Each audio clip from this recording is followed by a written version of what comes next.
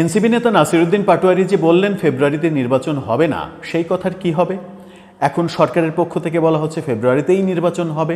তাহলে এনসিপির অবস্থান কি হবে? এনসিপি স্পষ্ট তাদের অবস্থান বলে দিয়েছে। জুলাই সনদ বাস্তবায়ন না করলে, বাস্তবায়ন না হওয়া পর্যন্ত এবং জুলাই সনদের ভিত্তিতে পিআর পদ্ধতিতে নির্বাচন না হলে তারা নির্বাচন করবে না। এরকম পরিস্থিতিতে ফেব্রুয়ারিতে নির্বাচন হবে কিনা, প্রফেসর ইউনূস পদত্যাগ করবেন কিনা একটা ভিডিও আমরা করেছিলাম, কিন্তু নতুন শঙ্কা তৈরি হয়েছে যখন প্রধান উপদেষ্টার প্রেস সেক্রেটারি জোর দিয়ে বলেন যে ফেব্রুয়ারিতে নির্বাচন হবে, কিন্তু পারিপার্শ্বিক সমস্ত অবস্থা পর্যালোচনা করে এটাই মনে হয় যে ফেব্রুয়ারিতে নির্বাচন হচ্ছে না। তাহলে ফেব্রুয়ারিতে কি হতে চলেছে? প্রধান উপদেষ্টার পদক্ষেপই বা কি হতে চলেছে? কি বোঝাতে চাইলেন আদতে শফিকুল আলম? তাহলে কি সরকারের সঙ্গে এনসিপির এক ধরনের ভাঙন তৈরি হবে? সরকার বিএনপির প্রতি আস্থা রেখেই এক্সিট পয়েন্টটা খুঁজতে চাইবে? সেই আলোচনায় করবো এই ভিডিওতে। থাকবেন পলিটিক্স টিভির নিয়মিত আয়োজনে।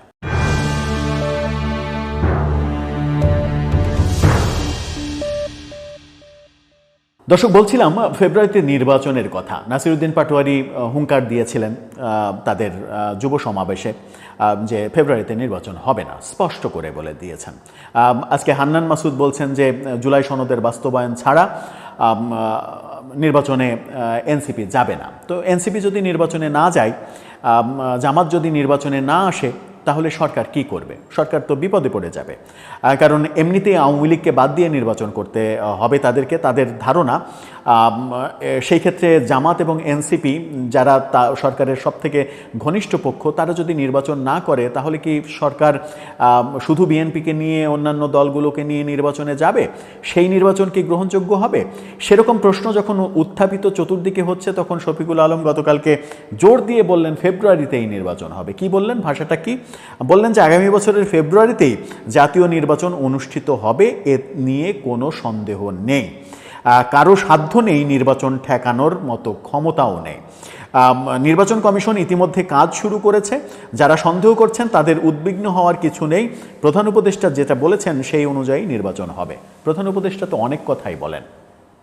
প্রধান উপদেষ্টা রিসেট বাটনের কথা বলেছিলেন, পরে সেটা ভিন্ন ব্যাখ্যা দিয়ে অস্বীকার করা হয়েছে।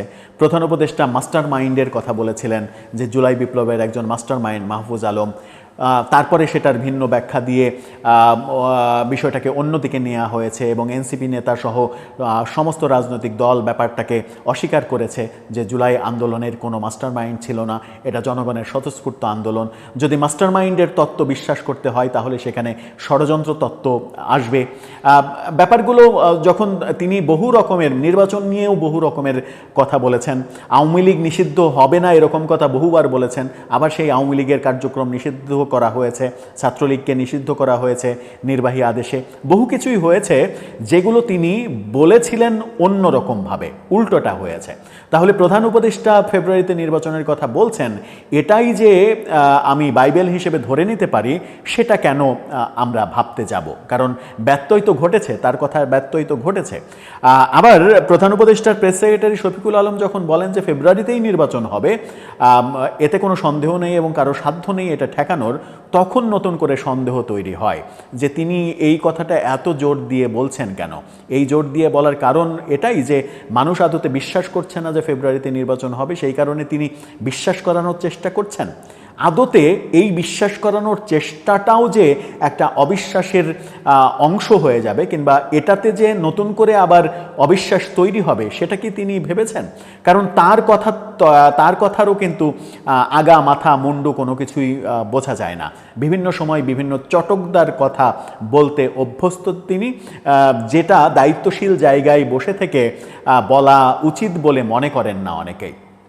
যেমন নাহিদ ইসলাম পদত্যাগ করার সময় তাকে পাশে নিয়ে সংবাদ সম্মেলন করলেন, একেবারেই আইনের ব্যত্যয় ঘটালেন। নাহিদ ইসলামকে দেখিয়ে বললেন যে উনি আগামী দিনের বাংলাদেশের প্রধানমন্ত্রী হবেন।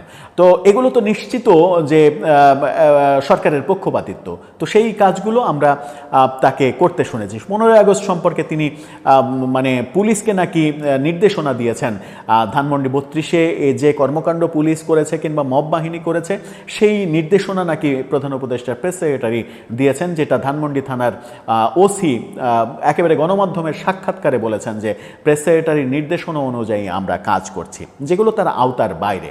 তো আওতার বাইরের অনেক কিছু নিয়ে কখনো কখনো বেশ বেফাঁস মন্তব্য তাকে করতে শুনেছি, সুতরাং তার কথার উপরে আস্থা রাখাটা খুব মুশকিল। আবার তিনি আরেকটু তার কথাটা বলেনি, সেটা হচ্ছে যে প্রেস সচিব আরও বলেছেন নির্বাচনের জন্য পুরো জাতি প্রস্তুত, নির্বাচনের সঙ্গে সংশ্লিষ্ট সব প্রতিষ্ঠানও নির্বাচন নিয়ে এরই মধ্যে কাজ শুরু করেছে। এই বর্ষার মৌসুম শেষ হলেই পাড়ায় মহল্লায় নির্বাচনের হাওয়া লেগে যাবে। নির্বাচনের যে মহোৎসব সেটা আপনারা দেখতে পারবেন, যারা নির্বাচনে অংশ নেবেন তারা মানুষের কাছে যাবেন। মানে কথাগুলো যেন কেউ জানে না যে নির্বাচনের আবহাওয়া তৈরি হলে মানুষ নির্বাচনের মানে শোরগোল তৈরি হয়, আলোচনা তৈরি হয়, প্রার্থীরা মানুষের দ্বারে দ্বারে যায়, এগুলো মনে হচ্ছে নতুন কথা, এগুলো তাকে আবার নতুন করে বলতে হবে। মানুষের সঙ্গে তারা কথা বলবেন, তখন সত্যিকার অর্থে একটা নির্বাচনের আমেজ মানুষের মাঝে তৈরি হবে, তখন সব সন্দেহ দূর হবে। নির্বাচন ফেব্রুয়ারিতেই হবে এবং রোজার আগেই হবে। তিনি নিজেই বলছেন যে তখন সব সন্দেহ দূর হবে। তার মানে তাকে কেন্দ্র করে, সরকারকে কেন্দ্র করে, প্রধান উপদেষ্টার কথাকে কেন্দ্র করে সন্দেহ রয়েছে। এখন সন্দেহটা কেন রয়েছে? সন্দেহটা কি সাধারণ মানুষ তৈরি করেছে? না, সন্দেহটা তারাই তৈরি করেছেন। নানা সময় নানা ধরনের কথা বলে তারা নিজেরাই সন্দেহটা তৈরি করেছেন। আবার নিজেরাই যখন সন্দেহ তৈরি করেছেন তখন বিভিন্ন দিকে একটা ব্যাপার খুব করে আলোচনা হচ্ছে, যেমন দুইজন নেতার দুটি মন্তব্য বলতে পারি। সেটা হচ্ছে যে গণ অধিকার পরিষদের সভাপতি নুরুল হক নূর তিনি বলছেন যে নির্বাচনের সময় এমনও হতে পারে যে এই সরকারের পরিবর্তে নতুন আর একটা সরকার, তত্ত্বাবধায়ক সরকার আসতে পারে, যার অধীনে নির্বাচন হতে পারে। তাহলে এই তত্ত্ব কোত্থেকে আসলো? আবার এবি পার্টির সাধারণ সম্পাদক ব্যারিস্টার ফুয়াদ তিনি বলেছেন যে পরিস্থিতি এমন হচ্ছে যে প্রধান উপদেষ্টা পদত্যাগ করে ফেলবেন, যেটা তার কথা সহ বিভিন্ন দিকের বিশ্লেষণ করে আমরাও বলেছিলাম যে পরিস্থিতি এমনটাই নিজের কন্ট্রোলের বাইরে চলে যাবে যে প্রধান উপদেষ্টা পদত্যাগ করে ফেলতে পারেন। আবার নুরুল হক নূর বলছেন নতুন আর একটা সরকার আসছে, এবং সমাজে সব থেকে প্রতিষ্ঠিত যে আলোচনাটা সেটা হচ্ছে যে এই সরকারের আমলে এই সরকারের অধীনে নির্বাচন হবে না। আবার আসিফ মাহমুদ সজীব ভুঁইয়া যখন ইন্টারভিউতে বলেন যে নির্বাচনের আগে, তফসিলের আগে অনেক উপদেষ্টাই সরকার থেকে সরে যাবে, তার মানে হচ্ছে যে সরকারের মধ্যে একটা বড় চেঞ্জ হবে। সেই চেঞ্জ কিভাবে মেনটেন করা হবে? সেই চেঞ্জের মাধ্যমে কি পুরো সরকার ব্যবস্থাই চেঞ্জ হবে? আসিফ মাহমুদ সজীব ভুঁইয়ার কথাতে কিন্তু একটা অনুমান পাওয়া যায় যে সরকার ব্যবস্থা চেঞ্জ হয়ে যাবে। নির্বাচনের আগে আগে একটা ছোট সরকার হবে, সেই ছোট সরকারের নাম হয়তো তত্ত্বাবধায়ক সরকার হবে। সেই সরকারের নেতৃত্বে প্রফেসর ইউনূস থাকবেন কিনা সেটা যথেষ্ট সন্দেহ রয়েছে, এবং সেই সন্দেহের মূল কারণ হচ্ছে প্রফেসর ইউনূস যাদেরকে ঘনিষ্ঠ ভাবছেন সেই জামাত, এনসিপি, ইসলামী আন্দোলন, তারা নির্বাচন বয়কটের হুমকি এরই মাঝে দিয়েছে। যদিও বিএনপির বিভিন্ন সূত্রকে উদ্ধৃত করে বা বিডি নিউজ 24 যেটা বলার চেষ্টা করছে সেটা হচ্ছে যে এই সব মানে এটা না হলে ভোটে যাব না, ওটা না হলে ভোট হতে দেব না, এটা মানতে হবে, ওটা মানতে হবে, এই সমস্ত আলোচনা শুধুমাত্র বিএনপির উপরে চাপ তৈরি করার জন্য, এবং সেই চাপ তৈরি করা কারণ আগামী সরকারে বিএনপি যেন জামাত এবং এনসিপিকে রাখে, অর্থাৎ মন্ত্রিত্ব দেয় তাদেরকে। তার মানে হচ্ছে যে রাজনীতির মাঠে অনেক কিছু হতে পারে, অনেক কিছু হচ্ছে, অনেক কিছু আগামীতে হবে, এবং বিএনপি শেষ পর্যন্ত যত সম্পর্ক খারাপই থাকুক সম্ভবত এনসিপিকে নিয়ে সরকার গঠন করতে যাচ্ছে, এমনটা বিএনপির ভেতরের আভাসে মনে হচ্ছে। কারণ প্রফেসর ইউনূসের লন্ডন বৈঠকের অন্যতম একটা বড় শর্ত ছিল বলে অনেকে আলোচনা করেন যে কোনো মূল্যে এনসিপিকে রাজনীতিতে প্রতিষ্ঠিত করতে হবে। সেই প্রতিষ্ঠিত করার দায়িত্ব হয়তো বিএনপি নিয়েছে, তাই ফেব্রুয়ারিতে নির্বাচনের ঘোষণা দিয়েছেন প্রফেসর ইউনূস। সেই ক্ষেত্রে এনসিপির কল্যাণার্থে জামাতের দাবি অ্যাভয়েড করে, ইসলামী আন্দোলনের দাবি অ্যাভয়েড করেও নির্বাচন হতে পারে। আর সেই ক্ষেত্রে যদি জামাত কিংবা ইসলামী আন্দোলনের পক্ষ থেকে এরকম বক্তব্য চলে আসে যে প্রফেসর ইউনূসের অধীনেই আমরা নির্বাচনে যাব না, তখন বেশ অসম্মানজনক পরিস্থিতি তৈরি হবে, আর তখনই তার পদত্যাগটা নিশ্চিত হয়ে যেতে পারে। সব মিলিয়ে এখনও একেবারে পরিপূর্ণভাবে বলা সম্ভব নয় যে নির্বাচন নিয়ে আরও কোন কোন সার্কাস আমাদের দেখতে হবে। দর্শক, আপনি কি অনুমান করতে পারেন? আপনার মতামত জানিয়ে লিখতে পারেন আমাদের কমেন্ট বক্সে।